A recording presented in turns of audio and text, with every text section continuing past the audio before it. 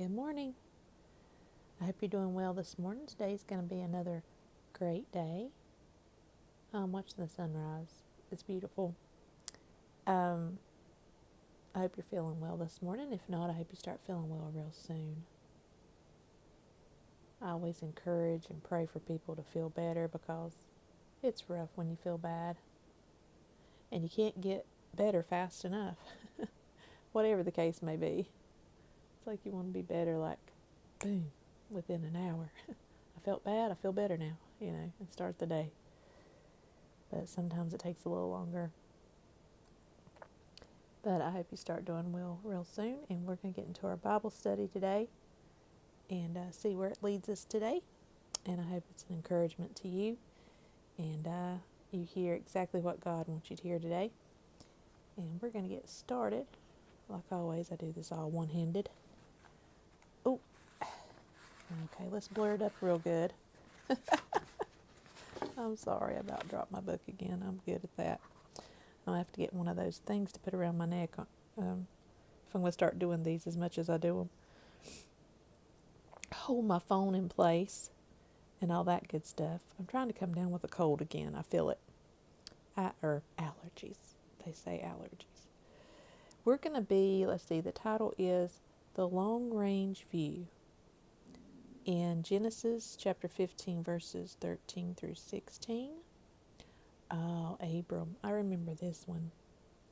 Yeah, this is the one where the Lord tells Abram, which he eventually changes his name to Abraham, but he tells him that his people are going to be captured for 400 years in another country and serve in that country, be mistreated in that country, and not allowed to leave for 400 years. I would be shocked if I heard that information, but anyway, it talks about them serving there. And then eventually God comes in and rescues them, and they eventually get to go to the promised land that he promised. And then it says they try to come into him again because it's yet not fulfilled. They'll have another little hiccup, but they'll eventually get into their promised land, and it'll be on God's time, and for sure. Because he knows exactly what order everything needs to go in. But 400 years, 10 years, 50 years, 100 years in, but 400? Could you imagine waiting? Well, you're not going to be around, but you know what I'm saying? Like, if you know your kids' kids and their kids' 400 years? Good. Not good gravy. That's a long time to wait for something. It got fulfilled, but still, wow. Well, let's see what we're getting into today. We live in a society marked by impatience. Yeah, we wouldn't be waiting 400 years. Oh my gosh. We want what we want, and when we want it is right now. Whoa, that's true. He recently read a large company was trying to do same-day delivery, where you order it like at 8 o'clock that morning and you could have it by lunchtime that day. And they're still working on that, by the way.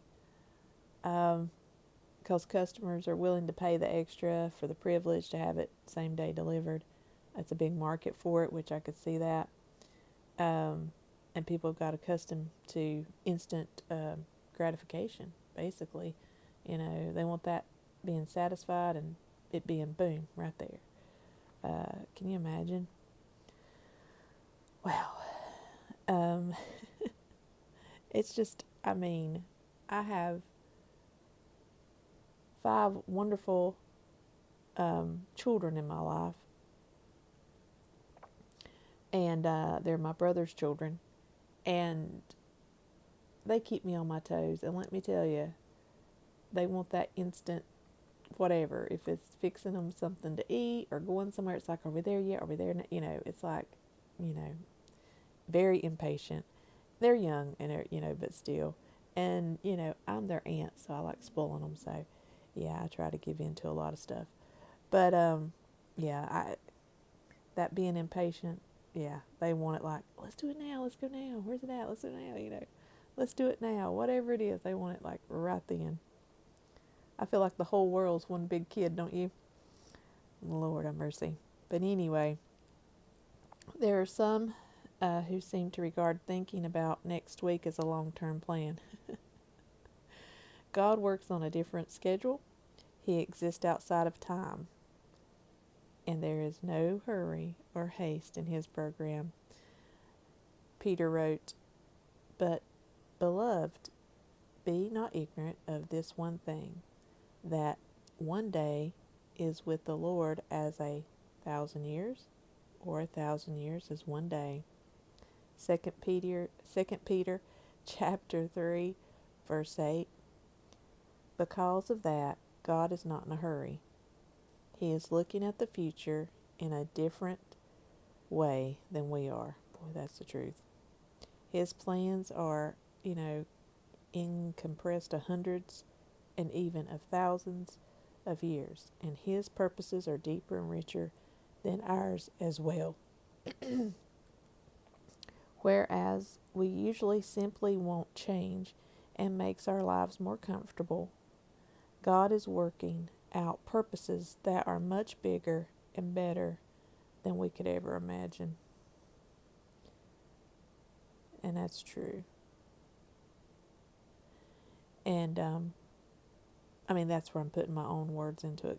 It is bigger and better than we could ever imagine. It said that we could ever, know to desire, but I feel like we could ever imagine. There's things that's happened in my life that God's brought in my life that I would have never, ever dreamed of or ever could even have thought of, because like it says, his thoughts are higher than our thoughts. His ways are higher than our ways. We can't comprehend. We're just not even remotely in that level.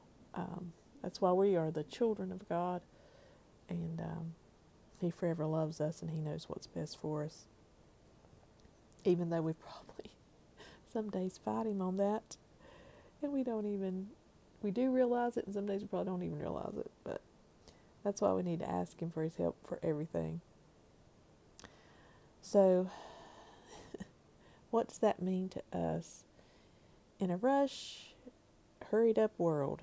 Well, it means that we can relax and trust God with the timing of his plan. We are not ready today for what God has for us tomorrow, otherwise he would have gave it to us today. Instead of worrying about the future, we should trust in his wisdom and care. And we can also ask for wisdom. Because I think a lot of people think, well, I just don't want to sit around and do nothing. Well, ask for God's wisdom and put your energy in the right place. The thing is, we just get up, start moving around and doing our own thing and not really asking the Lord which direction to go in. Now, if there's a certain area he's wanting you to wait, then you wait on that area, and then you can go put your energy into something else. Say, Lord, I know I can't, go this way right now, but, open other opportunities until that one opens up, and he'll work it out to where it shows up when he wants it to show up, the right thing at the right time. A lot of times we get so busy we don't even think about that. We try to do it ourselves. So try not to do it in your own wisdom. Do it because in his wisdom, and let him care for you. Like I said, we're bad to try to do stuff ourselves. Today's growth principle. We must not fall into the trap of demanding God to work on our schedule, but instead trust in his perfect timing. If that's what you need to hear today, was to be on God's perfect timing, and try not to push God on your schedule, whatever that may be. The things that are coming up. Some things are urgent. Now, there's an urgent need, like if a surgery's coming up or whatever the case may be, and you're wanting to know if you should have it or not. There's some things that are more pressing than others, and God knows that.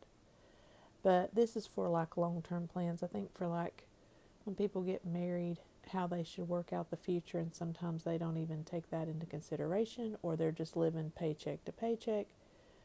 It can be from a financial standpoint, and it can go into many others as well. But whatever you're facing, ask for God's wisdom. You got His grace, mercy, and love. Ask for His wisdom and hold His hand. Ask Him to guide you and say, I'm really putting this at the foot of the cross, and He will answer you. And He may lay on your heart that you have to do the surgery, or there's things that I've went through that I wanted to avoid altogether. And a lot of times you don't get to avoid the rough stuff. Sometimes you got to go through it with Him. And, He had a reason for that. And then when I look back on it, I can see it now. But at the time, I did not see it. Anything good about it at all. So, hang in there. God's got your future. He's got your plan. He's got the right one for you. So, don't give up. Don't get discouraged. I'm here to encourage you today that God's in complete control.